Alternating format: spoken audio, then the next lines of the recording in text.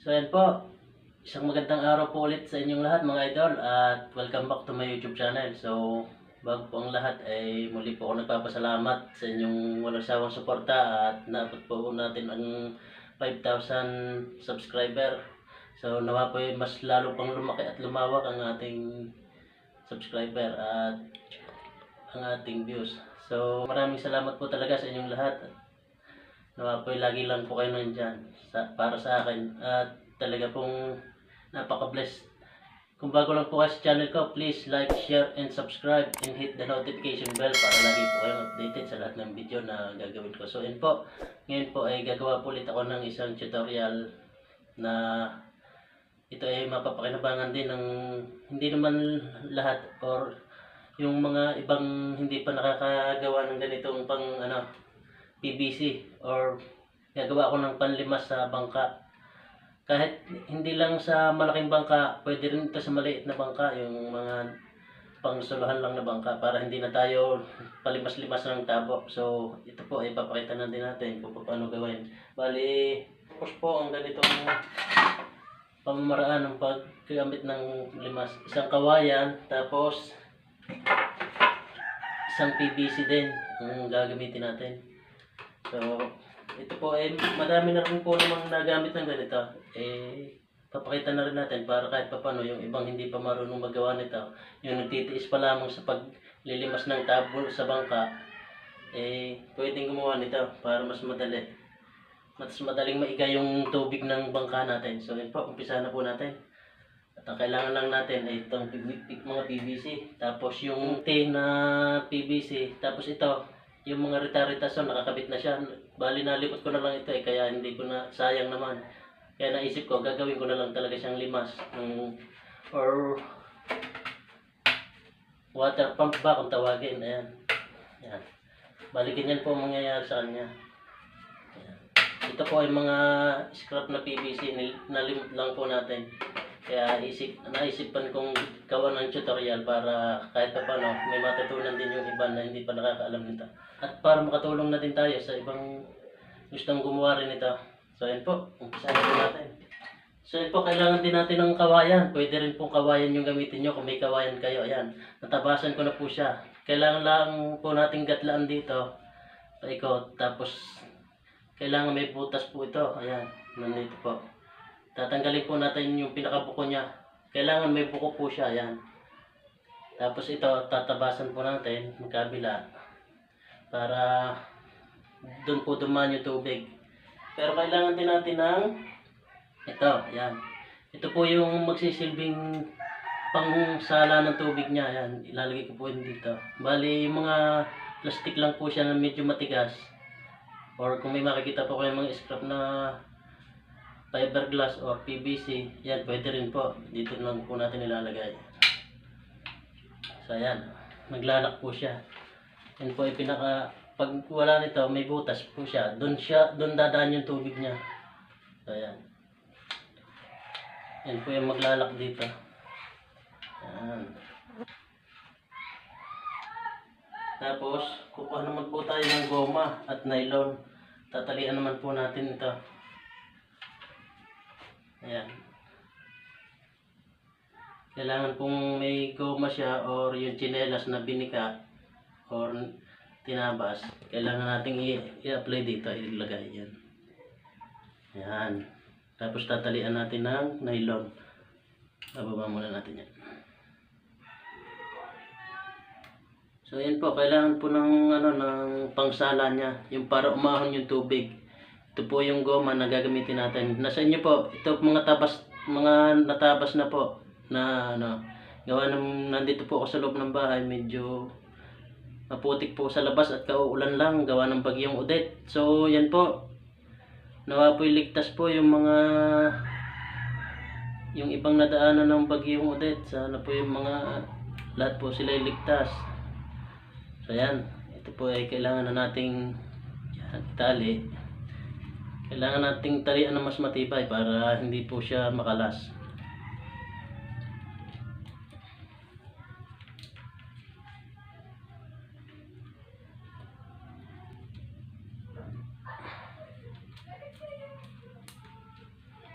Yan.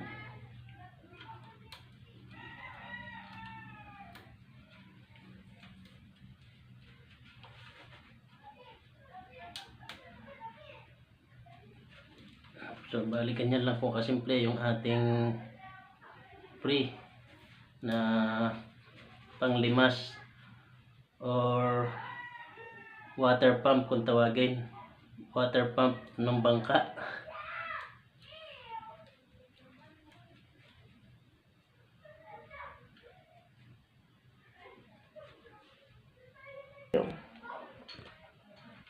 So yan,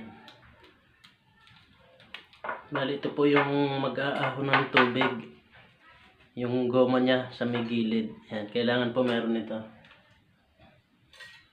hindi po pwedeng walang goma. Pagkawayan po ang ating gagamitin na panlimas yung pangkaw ng tubig. Tapos ito naman po yung tinabas natin, pwede pong PVC, pwede pong magtabas ng PVC para maging ganito po yung ano niya, itsura niya, yung design. So yan, ilalagay po natin dito. Yan. Yan. Bali magiging ganyan po yan. Yan po yung magsasala ng kanyang tubig. Yan. Tapos yan, para hindi po siya matanggal ng ganyan, kailangan lalagyan din po natin ng pundo dito, ng tali. Lalagyan din po natin ng nylon. Kailangan po siya may pundo. Ayan dito.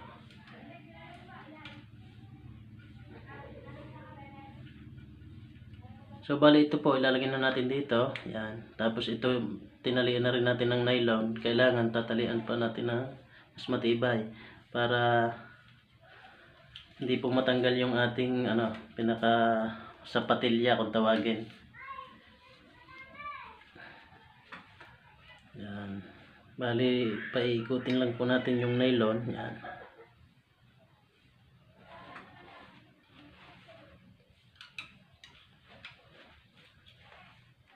Bali, pag naitali na po natin paikot yan dito, para hindi po tumagilid siya, para hindi matanggal.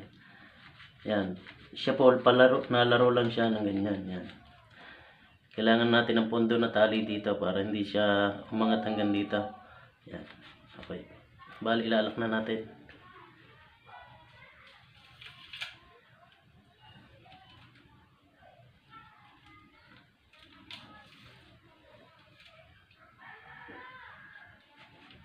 Ayan.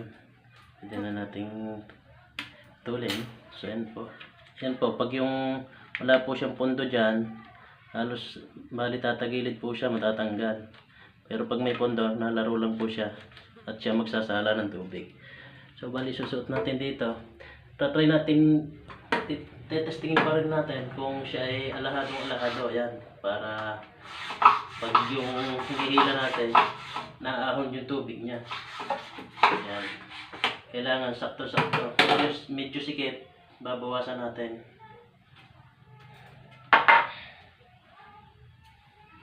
Para hindi siya magalit pag yung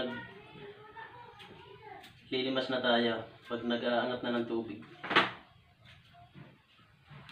Yan. Kailangan bawasan natin paikot. Dahil pag siya ay sobrang sikip, maganit siya. Maganit pag yung maglilimas na po ng tubig. Kailangan alahado lang. So yan, pag susot na natin, yan, balikan yan po mangyayari yan. Ayan. Yan, mas maganda po kung medyo nahakap talaga para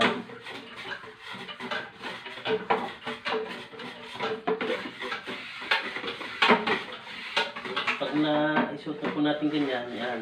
Okay din kahit medyo masikip na konti para mas malakas magtapo ng tubig. Para mas malakas maglimas. Yan. Depende po sa inyo, pwedeng mahaba yung tangkay niya or maiksi lang, pwedeng ganyan. Nasa inyo po. Tapos ito naman po, kailangan po natin ng kawayan dito. Para yung kawayan na makapal. Tapos kailangan po diretso yung butas. Yan. Yan po. Guguhitan natin dito sa gitna. Tapos lalagarian natin. Tapos anuhan natin, tatabasan. Paikot hanggang sa magkasya po dito sa ilalim ng sa loob ng PVC. Yan, bali susukatan po natin yan paikot para magkasya hanggang dito. Yan. Bali may natapos na po ako,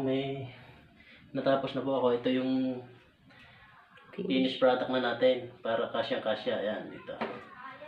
So, bali lalagyan pa rin natin ng kailangan po natin ng goma. Nasa inyo po kung anong gomang ilalagay nyo, basta medyo malambot po. Pwede din naman po ang tsinelas. Yan, na ganyan. Ito po yung pinaka-cup niya, yung magsasara. Pag aahon po ang tubig, nabuka siya. Pag nililimas, pag yung binabalik na po, naglalak na po ulit siya na ganyan. Yan, nalaro lang po siya ng ganyan. Hindi po pwedeng wala nito dahil walang pipigil, hindi po makakalimas tayo ng tubig ng ayos pag wala nito. Hindi po pipigil ang tubig. Yan. Bali ito po ay nasa inyo po kung bota ang gagamitin natin or mga goma lang or interior, pwede na rin po. O kaya mga tsinelas. Kailangan bilog din po, yan, ganyan. Tapos, tapakuan din po natin yan. Kailangan natin ng pakong tanso para hindi po siya kinakalawang. Di-uno. Yung mga di-uno lang po ang laki para okay na. Yan. Bali ganyan po. Papakuhan kahit isa lang po ang pako natin. Kahit isa lang na di-unong tanso, pwede na. Tatansyahin lang po natin kung hindi mabibiyak yung ating pagkapako. So yan, try natin pakuan. Yun, okay. Bali yan po, pag yung nalimas na po tayo, nililimas natin yung tubig, yan po naangat, naahon po yung tubig. Pero pag yung hindi na po, naglalak po siya para napigil na po yung tubig niya. So yan po. Tapos ipapasok na po natin dito. Yan. Yun, swak na swak. Kailangan lang po hanggang dito, tapos may labis siya na ganito. Yun po yung guhit. Ito lang po yung paliliitin natin para magkasya po sa PVC. Kung anong laki po ng PVC, pwede po ang number 3 na PVC nasa inyo po. Pwede po din ang D4 basta kakasya po yung kawayan ang gagamitin natin. So yan po, ganito po ang nangyari niyan. Yun. Yan. And then, tapos yung isa naman po nating option ay ito yung PVC natin. So ang kailangan lang natin is PVC or pwede rin po ang kawayan. Kailangan medyo maliit dito para magkasya po dun sa natin sa itong empty bottle na Sunrox or Clorox, pwede din po. Pwede din naman po yung mga Mountain Dew. Tapos pag malaki po yung bangka nyo, pwede din po ang yung empty bottle na langis ng makina. Yan, pwede po yung mga lagayan po ng langis ng makina. So, bali ito po, ang mangyayari ay may tabas na din po ako na ganito. Yan. May finished product na din po tayo. Ang kukunin lang po natin, ito yung pinaka-tagiliran po niya, yung pinaka-dulo. Magupitin po natin. Nasa inyo po, basta kahit anong design po ng paggupit nyo, basta hanggang dito lang po yung tira niya. Yan. Ang ginawa ko po, mga gilid lang po ang ginupit ko. Yan. Bali yan, ito po ay napulot din lang natin na yung PVC. Sayang naman. Kaya sabi ko, ay mapapakinabangan ito. Kaya ito yung magiging hawakan din na magiging handle ng panlimas natin. So bali ang kailangan natin is itong Clorox or Sunrox empty bottle. Yan. Ito po.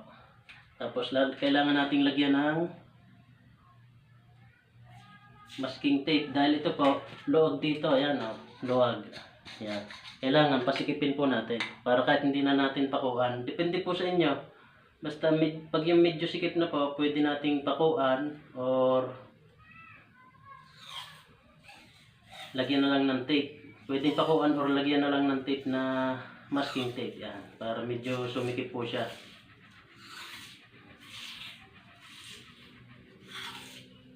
Yun. Try natin. Pag sobrang sikip, babawasan natin ng tape. So yan po. Ayun. Okay. Yan. Tapos hihilahin po natin ng konti para yan. Yan po ay pag nandyan na, hindi na siya mabubunot. Yan. Bali ito po, kailangan may lock po dito. Kailangan nating saraduhan yung butas niya. Dahil pag wala po siyang pag wala siyang sarado yung butas, papasok din dito yung lalabas din dito yung tubig. Mababasa po tayo pag naglilimas, kailangan lalagyan natin. So bali ang ilalagay natin ay ito, kahoy. Nasa inyo po kung anong gusto nyo ilagay. Pwede rin naman po ang goma, basta matakpan yung butas. Bali ang ilalagay ko na lang ito. Lalagyan din natin ng masking tape. Nilagay na po natin ito yung tinabas natin na empty bottle na Sunrocks. Yes, lalagyan naman natin ng lock yung yung pinakasarado ng butas. Silbing handle na din ito. Yan. Then pag naipasok na po natin yung mangko niya, yung pinaka lock niya dun sa dito, dahil pag ito ay walang lock, pag butas pa din, papasok yung tubig, dito dadaan. Tsaka dito. So kailangan din natin ito. Bali silbing hawakan na rin handle natin. Yan.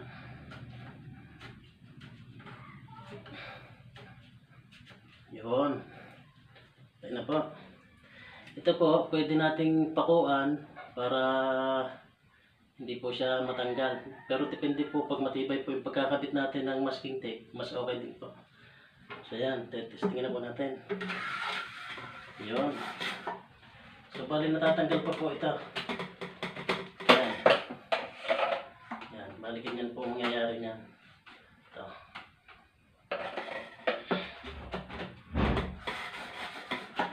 So testingin na po natin.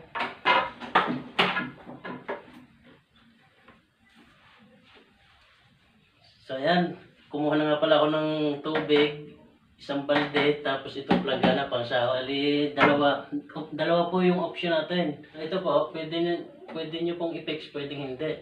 Yan. Para pag empty bottle na Sunrocks or Clorox po ang gagamitin natin, dahil yan, pag napapasok po doon, kailangan, depende po sa inyo. Pag yung kawayan po ang ating gagamitin, pwedeng naka-fix po ito. Pero pag empty bottle na Sunrocks or Clorox, ito po, pag napapasok na dyan, medyo mahirap tanggalin. Ayan. Yun po, masisira po yung ating kaya kailangan. Pwede po naman itong hindi naka-fix. Ayan. Natatanggal po.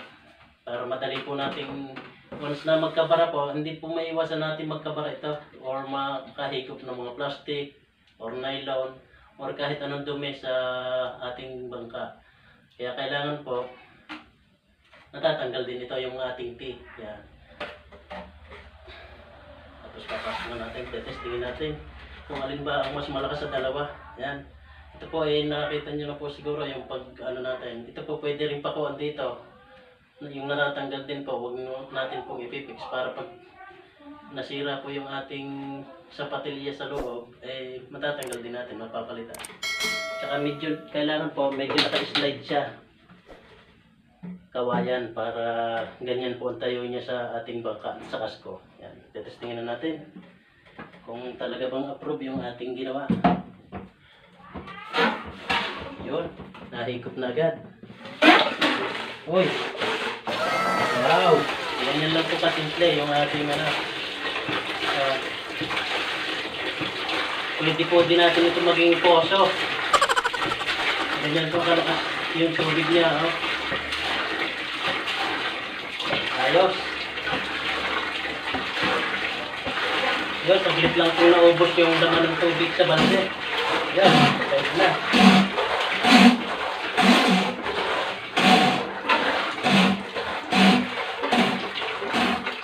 Ayos na po. Ganun kasimple. Tapos titestingin naman natin yung isa.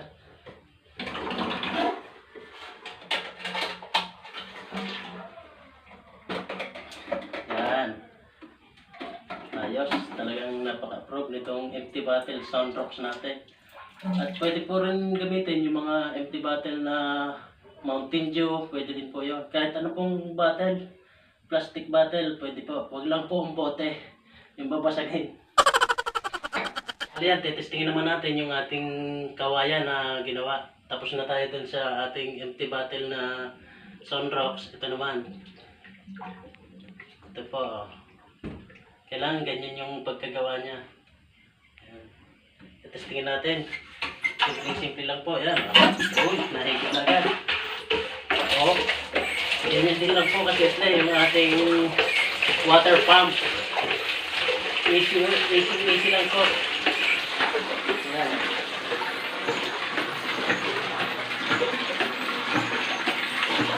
Para kahit tayo po nananakbo, yung bangka, hindi po tayo mahihirapang maglimas, hindi na patabo. Ito po ay pang maliit na bangka lang. Ayan. Tulad po ng bangka ko, ganito po ang gagamitin. Saglit din lang po naubos yung laman ng timba. Saglit din lang naubos yung laman. Galing talaga. So, yun po.